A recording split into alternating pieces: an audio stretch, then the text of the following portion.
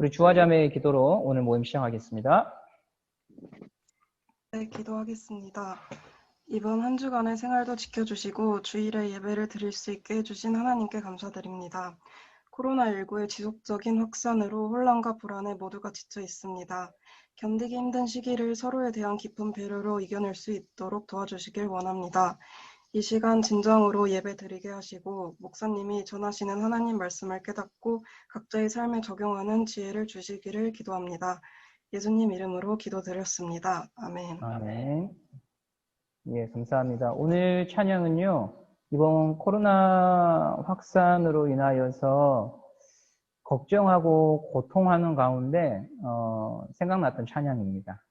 도대체 하나님 나라는 어디에 있는 걸까? 하나님 나라는 도대체 어떤 곳일까에 대한 질문을 담은 노래입니다. 우리 함께 찬양으로 하나님 앞에 나아가겠습니다.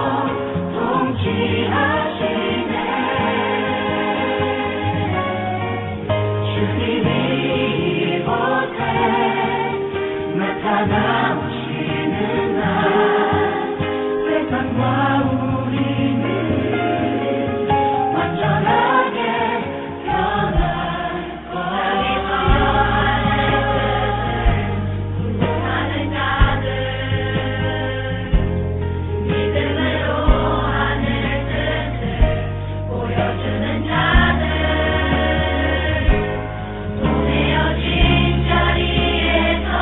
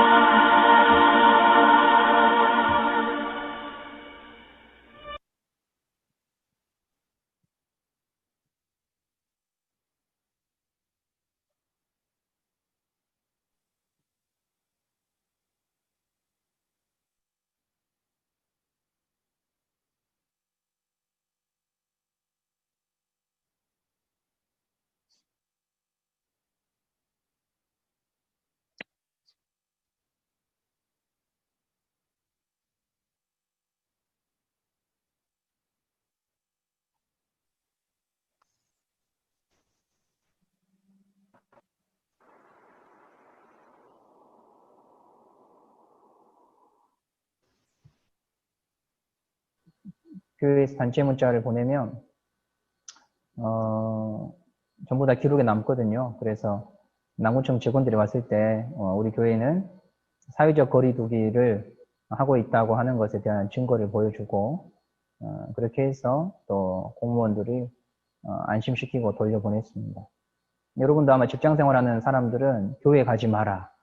교회가 이게 뭐냐. 지긋지긋하다. 개독교 이런 이야기 많이 들을 텐데 너무 처참하지요. 신천지는 칭찬받고 있습니다. 헬장 공여했다고 칭찬받고 있고 사랑제일교회는 정신 나가가지고 계속 고소고발하고 있는 바람에 아주 그냥 볼장 다 보는 자리까지 계속 가고 있습니다. 지금 이게 우리 처지거든요. 그런 속에서 교회에 희망이 있을까? 또 여러분이 개인적으로 여러분 자신을 볼 때 나는 이래가지고 믿는다고 말할 수 있을까? 도대체 이게 뭘까?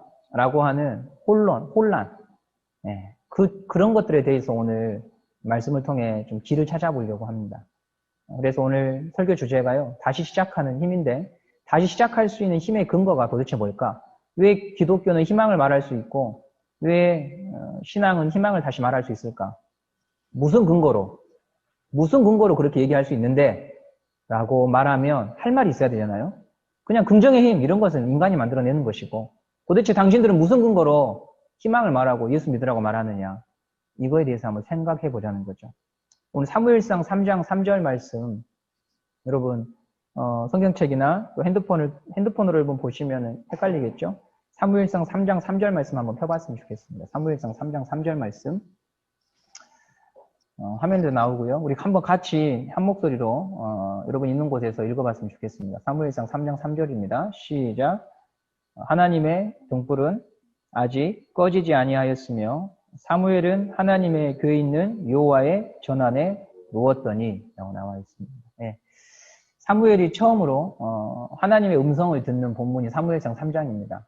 3번 불러줄 때까지 몰랐고 4번째 가서 엘리한테 가니까 엘리가 이건 하나님의 음성이라고 해서 그때야 사무엘이 이제 하나님을 만나게 되는 장면이거든요. 이 장면을 마지막 결론으로 제가 여러분에게 이야기를 할 건데 서두부터 한번 이야기를 풀어나가 보도록 하겠습니다. 여러분 바라기는 여러분 그 화면을 on 해줬으면 좋겠어요. 왜냐하면 우리가 예배를 편하게 드리면 말씀을 제대로 듣기 힘듭니다. 여러분. 여러분들이 준비해서 예배를 원해가지고 예배를 드리는 버릇을 가지셔야 됩니다. 왜냐하면 지금 코로나로 인해서 예배 자체가 다 어렵거든요. 이렇게 어려울수록 여러분이 정말 하나님을 잘 믿고 싶으면 쉬운 길로 가지 마시고 내가 할 수 있는 최선을 다해서 예배 드리는 훈련을 하셔야 여러분이 바른 신앙을 가질 수 있기 때문에 그런 것입니다. 여러분들이 정말 남한테 피해가 주는 그런 화면이 아니라면 우리가 원하고 같이 얼굴 보면서 예배를 드렸으면 좋겠습니다. 그래서 우리가 줌하는 거거든요. 이번 주에 저는 중고등부 진이와 윤비를 만났습니다. 둘과 점심을 먹기로 약속을 했거든요. 11시 반에 약속을 했는데 제가 한참 긴 통화를 하고 있는데 컴퓨터 통화는 핸드폰으로 하고 컴퓨터 화면으로 카톡을 보는데 진이한테 연락이 왔어요. 목사님 저 좀 데리러 와주시면 안 돼요? 라고 연락이 왔더라고요. 그래서 한 번도 그런 일이 없었어요. 그래 어딘데? 라고 물어보니까 파스텔 유치원인가 어린이집 있잖아요. 저쪽에.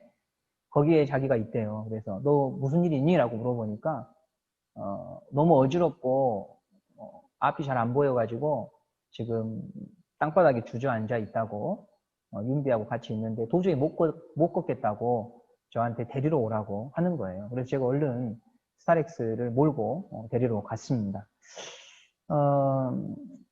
가서 물어보니까 우리 하람이가 이 병을 앓고 있거든요. 기립성 저혈압.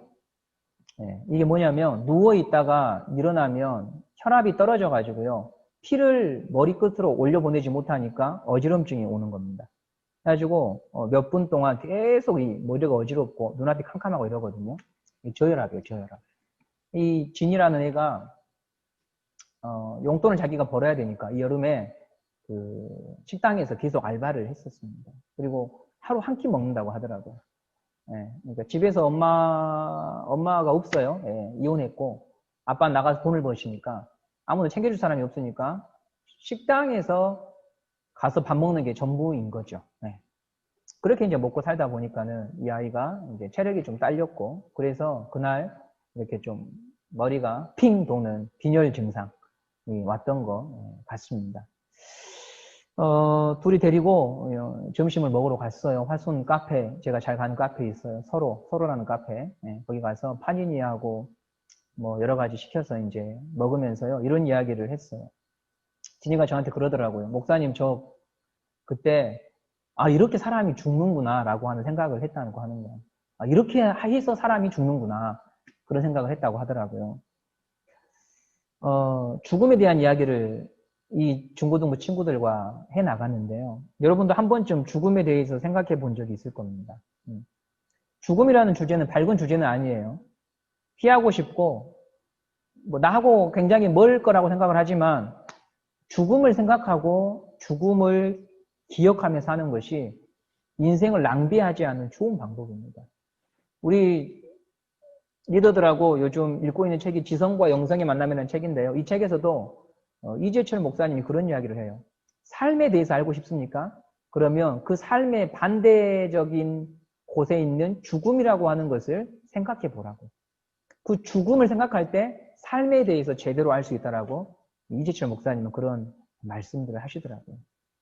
죽음을 대해서 생각을 하면 여러분, 지금 내가 하고 있는 걱정, 눈앞에 보여지는 염려가 내가 끝까지 이렇게 염려하고 고통스러워해야 될 일인가에 대해서 어느 정도 털어버릴 수 있는 구분점을 보여줘요. 내가 죽는다. 내가 지금 뭐 말기암에 걸려있고 내가 난치병에 걸려있어서 나는 이제 곧 죽는다라고 하는 생각들을 우리가 하게 되면 내가 이렇게까지 아둥바둥하면서 살아야 될까? 도대체 내가 무엇을 위해서 이렇게 벌려고 애를 쓰고 그걸 가지려고 애를 쓰고 그 친구를 이기려고 애를 쓰고 있는 것에 대해서 한 번쯤 다시 생각해 볼 수 있다고 하는 것이죠, 여러분. 죽음은요, 멀리 있지 않아요. 그리고 그 죽음을 생각할 때 우리는 인생을 낭비하지 않고 지혜롭게 살 수 있고 이걸 정말 깊이 고민해야 될 문제인지 아니면 그냥 여기서 놔버려야 될 것인지 답을 좀 찾을 수 있어요. 성경은 전도서 7장 2절에 이렇게 얘기합니다. 초상집에 가는 것이 잔치집에 가는 것보다 낫다. 모든 사람의 끝이 이와 같이 됨이라 산자는 이것을 그의 마음에 둘지어다. 초상집에 가는 것이 잔치집에 가는 것보다 낫다. 여러분 잔치집에 가면은 맨날 뭐 보고 옵니까? 나도 저런 웨딩드레스 입어야지 막 이런 거. 그죠? 난 결혼할 때 막 뭐 입어야지 이런 생각하잖아요. 근데 여러분 초상집에 가보십시오. 도대체 사는 게 뭘까? 도대체 산다는 게 뭘까? 저 이번에 초상집 다녀왔거든요. 제 동기 목사님 와이프가 돌아가셨어요. 근데 물론 동기 목사님은 연세가 좀 있어요. 60세 정도 되셨을 것 같아요. 자식이 대학생, 여러분 또래예요. 대학생이고 이번에 결혼하거든요. 어제 결혼했어요. 근데 돌아가셨어요, 사모님이. 더 가슴 아픈 게 뭔지 알아요? 초상 치고 나서 3일째가 발인이라고 하잖아요. 발인하는 날이 결혼식 날이에요. 그러니까 아침에는 초상 치고 저녁에는 결혼식 하는 거예요, 딸이. 얼마나 참 가슴 아픈 일이에요. 엄마가 췌장암이어가지고 아마도 결혼식을 빨리 땡긴 것 같아. 돌아가시기 일보 직전이니까. 근데 더 빨리 돌아가신 거예요. 코로나 때문에 결혼식 연기도 안 돼요, 여러분. 시간만 변경이 가능한 거예요. 아침에는 상복 입고 저녁에는 웨딩드레스 입고 있는 거예요. 초상집 가니까 딸이 얼마나 슬프게 울고 있던지 엄마한테 결혼하는 모습 보여주고 싶은데 엄마한테 행복하게 사는 모습 보여주고 싶었는데 엄마한테 그 모습 못 보여주고 상복 입고 엄마의 시신을 바라보고 있어야 되니까 얼마나 슬펐겠어요. 죽음이 여러분 멀리 있는 게 아니라는 거지. 초상집 다녀오면서 제 마음에 복잡한 일들이 많이 있었거든요. 교회를 바라보면서. 근데 제가 그 죽음이라고 하는 문제를 바라보면서 뭐 그렇게 내가 그거 해결해 보겠다고 아둥바둥 할 필요가 있나 이런 생각이 들더라고요. 그거 뭐 해결하면 어떻게 되는 건데 라고 하는 생각을 제가 가졌어요. 여러분도 마찬가지시고 여러분이 걱정하고 염려하는 것에 있어서 내가 죽는다라고 하는 생각을 할 때 죽음의 문제까지도 내가 가져가야 될 문제가 진짜 고민해야 될 문제고 죽음이라고 하는 것 앞에서 다 놔버려야 될 문제라고 한다면 여러분 그렇게까지 여러분 자신을 고통스럽게 몰고 가지 않아도 된다라고 하는 것입니다. 죽음의 자리까지 아무도 따라와 줄 수가 없습니다. 진이한테 그런 말을 했습니다. 진아, 네 그렇게 오늘 죽음에 대한 공포를 느꼈는데 그 죽음의 자리까지 따라와 줄 수 있는 사람이 아무도 없지 않더냐. 그러니까 맞아요, 목사님. 예. 자기 엄마도 자기를 떠났고 아버지는 나가서 밖에서 돈을 벌고 있지. 자기 혼자 그 죽음의 공포와 고통을 온전히 다 받아들여야 되는 거거든. 아무도 그 자리에 대신 서줄 수가 없는 거예요. 그래서 신앙이 필요하다. 그런 이야기를 했어요. 사랑에도 사람과 사람 사이에는 간극이라고 하는 게 존재합니다. 제가 설교를 준비하면서 떠올랐던 이 두 자의 단어, 간극. 여러분 한번 잘 생각해 보세요. 인간과 인간 사이에는요, 아무리 사랑해도 간극이 존재합니다. 간극. 기도 모임 하면서 이 지성과 영성의 만남이라는 책 1장 48페이지에 이런 글이 있어요. 같은 방에 사는데도 신발은 사이즈가 각각 다르죠. 어머니, 아버지 한 몸 같지요? 부부 한 몸 같지요?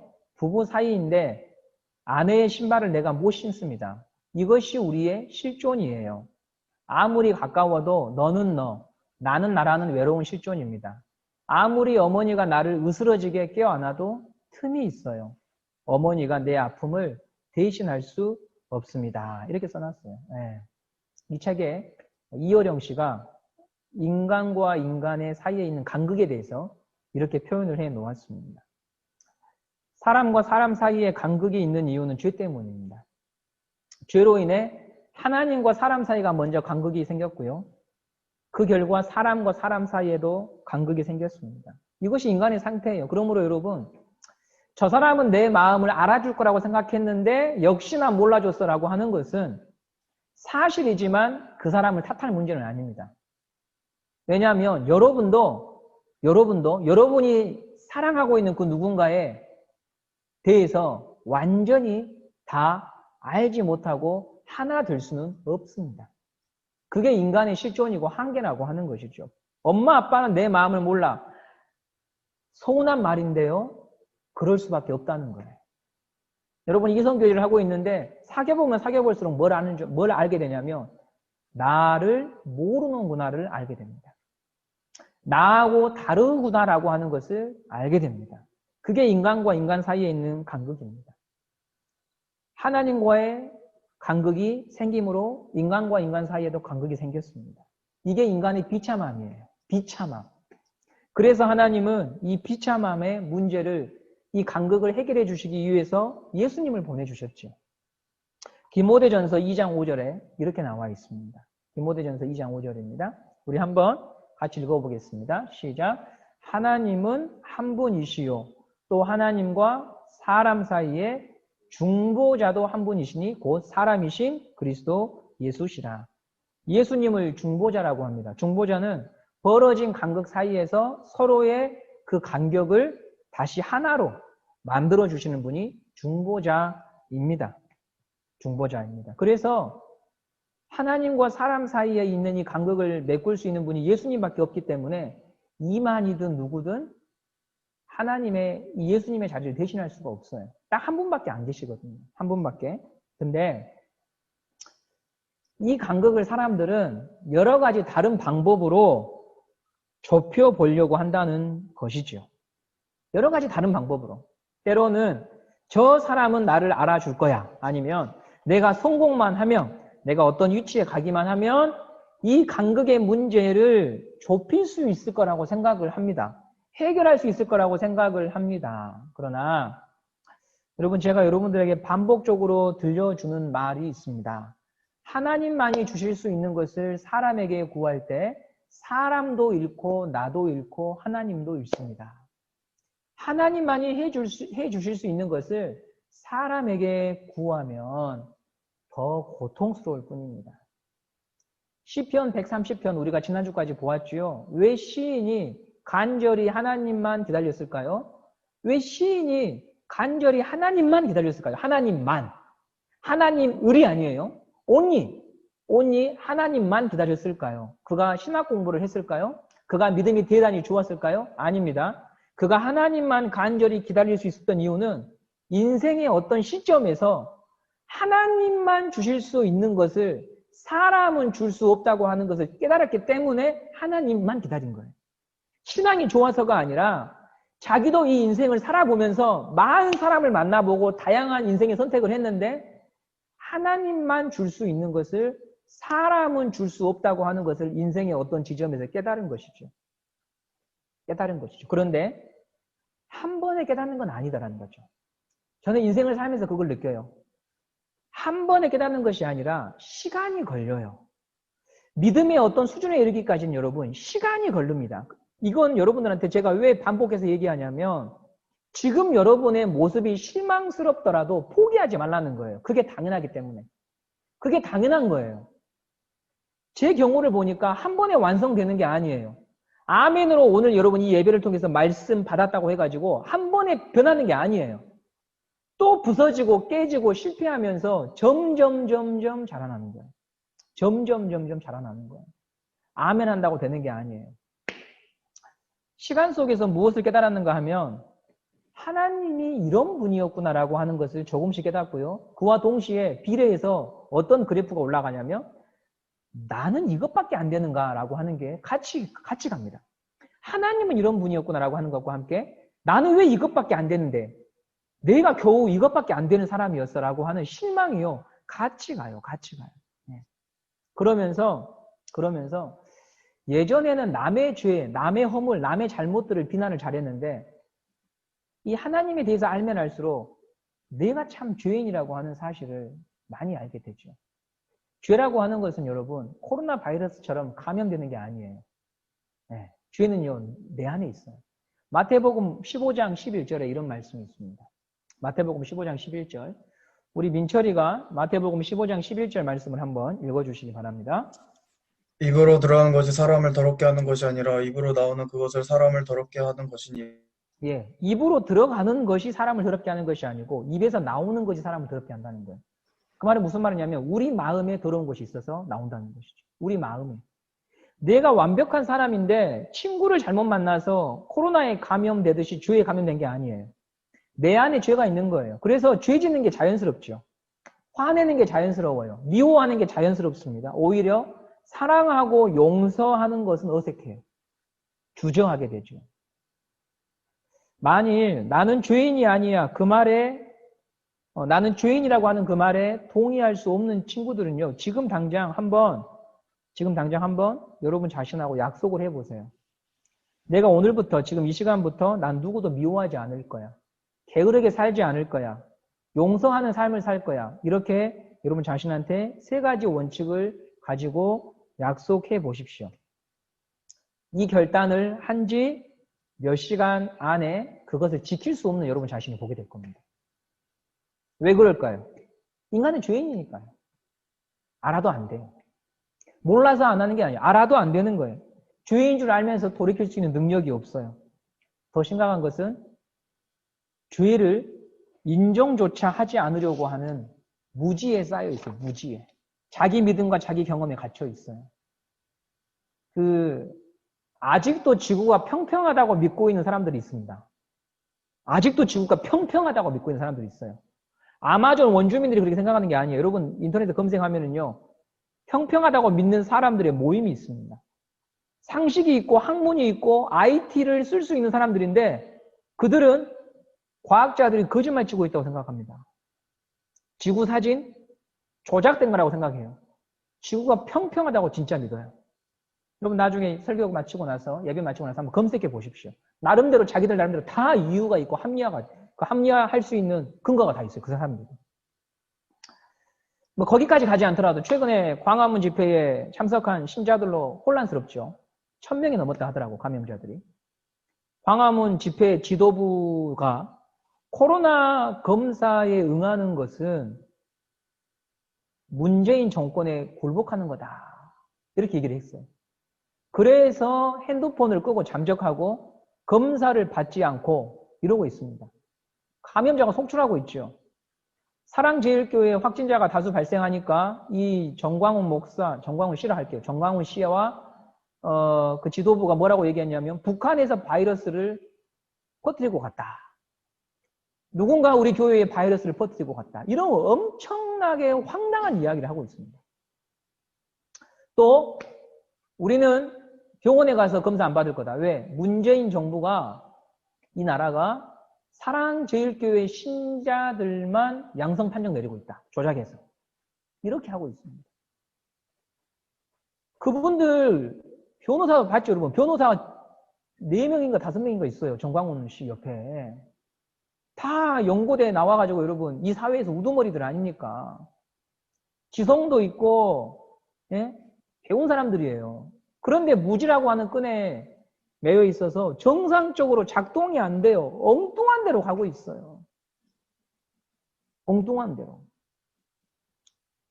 그러나 저는 이 설교문을 작성하면서 그러면 뭐 정광훈과 그의 사람들만 무지하고 죄인일까? 그렇게 생각하면 안 돼요. 여러분과 저는 상식적으로 사는 사람일까요? 예를 들어서 택시를 탔어요. 저하고 정훈이하고 전에 그 롯데시네마에 다만 악에서 구하소서라고 하는 영화를 보기 위해 택시를 타고 갔었거든요. 택시를 탔는데 택시가 교통신호를 다 준수하고 규정 속도를 다 지켜요. 그러면 여러분은 그 택시 안에서 이야 나는 오늘 모범 기사를 만났어 이렇게 생각합니까? 아니면 내가 택시를 탄 이유가 뭔데 왜 이렇게 천천히 가는 거야? 라고 생각합니까? 여러분 어떻게 평가합니까? 그 택시 기사를. 아마 아니 왜 이렇게 천천히 가는 거야? 내가 택시 탄 이유가 뭘까? 이쪽으로 마음 기우는 친구들이요. 대부분일 겁니다. 그리고 반대로 또 다른 예로 내가 운전을 하고 있어요. 근데 택시가 손님을 태우고 총알처럼 신호위를 위반하고 속도를 위반하고 날아가요. 그럼 어떤 마음이 들까요? 저러니까 택시가 욕먹지 이렇게 말합니다. 저러니까 택시가 욕먹지. 이게 인간이에요. 인간은요 상식적이지도 않고요 객관적이지도 않습니다. 공평하지 않아요. 인간을 정의할 때 가장 가까운 정의는 뭐냐면 자기중심적이에요. 자기중심적. 자기가 기준이란 말이죠. 얼마나 예쁘게 이것을 감추고 사느냐가 다른 것뿐이지 사실은 다 자기가 기준이에요. 이런 내 모습을 사람들은 잘 보지 못해요. 나는 공정하다고 생각을 해요. 그래서 나는 공정하다고 생각하는 사람들, 그렇게 믿는 사람들하고는 얘기가 안 되죠. 그도 왜곡되어져 있고 잘못되어져 있는데 자기는 가장 정당하다고 생각하니까 대화가 안 돼. 대화가 안 돼. 예수님이 가장 답답해했던 사람들이 바로 이런 사람들 아닙니까? 바리새인들. 바리새인들은 뭐가 자신 있었습니까? 나는 율법을 하나도 어기지 않았어. 나는 하나님 앞에서 모든 게 다 바르게 행동하고 있어. 이렇게 믿으니까 예수님은 그들하고는 대화가 안 되는 거예요. 그래서 예수님이 그들을 뭐라고 말하냐면 소경이라고 말했습니다. 소경. 너희들은 본다고 믿느냐? 내가 보기엔 너희들은 소경이야. 그리고 소경들한테는 뭐라고 말하냐면 너희들은 곧 보게 될 거야. 이렇게 말했습니다. 본다고 믿는 자들 향해서는 소경이라고 말을 했고 소경인 사람들한테는 너희들은 보게 될 거야. 이렇게 말을 했다는 거죠. 요한복음 9장 39절 이렇게 말하고 있습니다. 요한복음 9장 39절 우리 오늘 기도했던 주화가 한번 읽어주시기 바랍니다. 요한복음 9장 39절 예수께서 이르시되 내가 심판하러 이 세상에 왔으니 보지 못하는 자들은 보게 하고 보는 자들은 맹인이 되게 하려 함이라 하시니. 예, 여기 보면 그렇게 나와 있죠. 내가 심판하러 왔다. 보지 못하는 자들은 보게 하고 본다고 말하는 놈들은 다 지옥 가겠다 이 말이에요. 본다고 하는 놈들은 다 심판받을 거라 이 말이에요. 그러면 보지 못한다고 나는 보지 못합니다. 안 보입니다라고 하는 사람들의 눈을 어떻게 바뀔까요? 예수님이 빛이시기 때문에 예수님의 말씀을 드릴 때 그 무지의 방에 빛이 들어와서 보이게 되는 거예요. 요한복음 1장 9절입니다. 우리 연희자매 요한복음 1장 9절 한번 읽어줄 수 있겠습니까?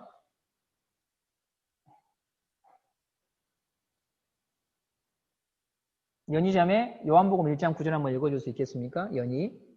예, 음소거 풀어주세요. 예. 자기가 풀어야 돼요. 예, 됐습니다.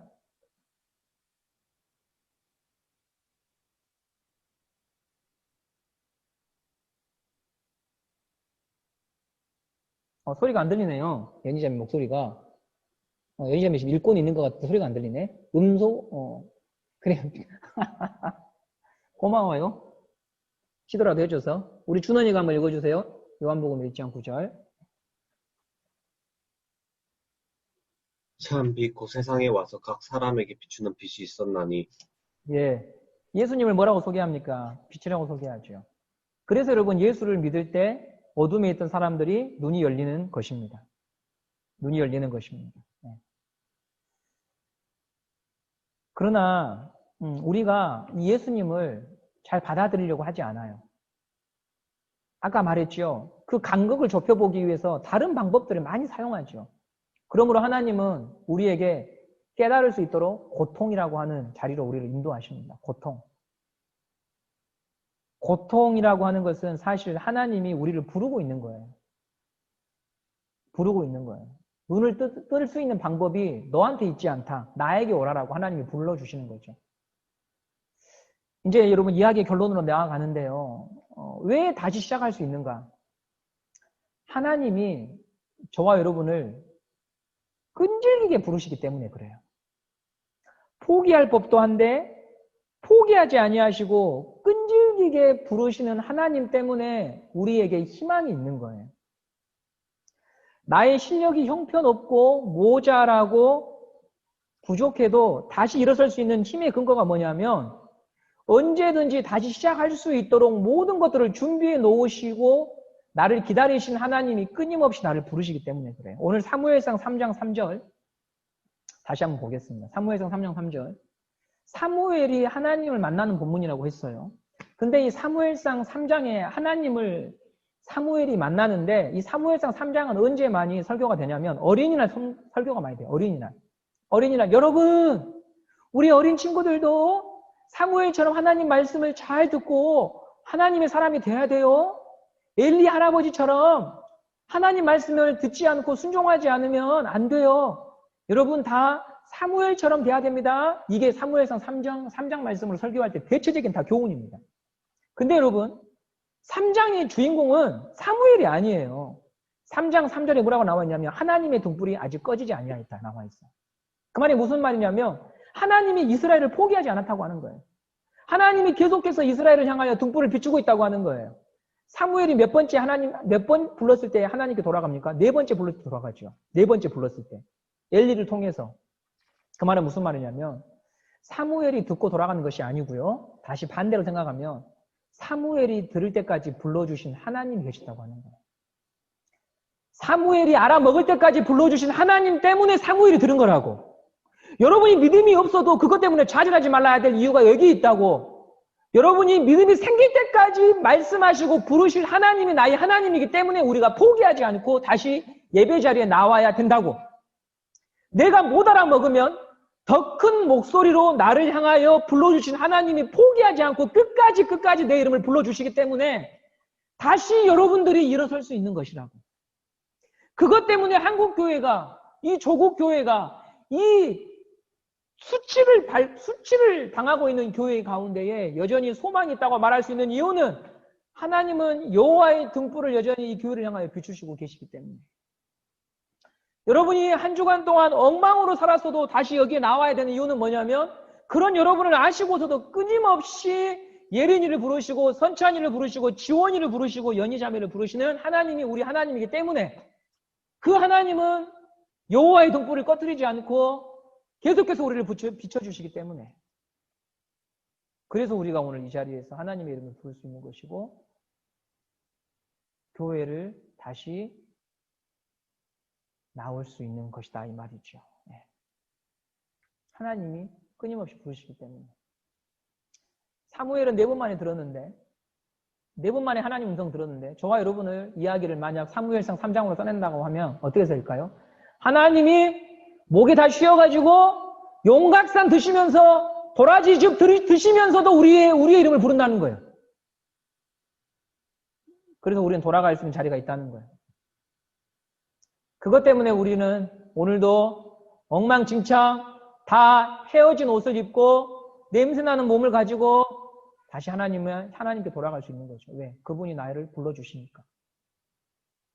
부를 만한 근거가 하나도 없는데 불러주시니까.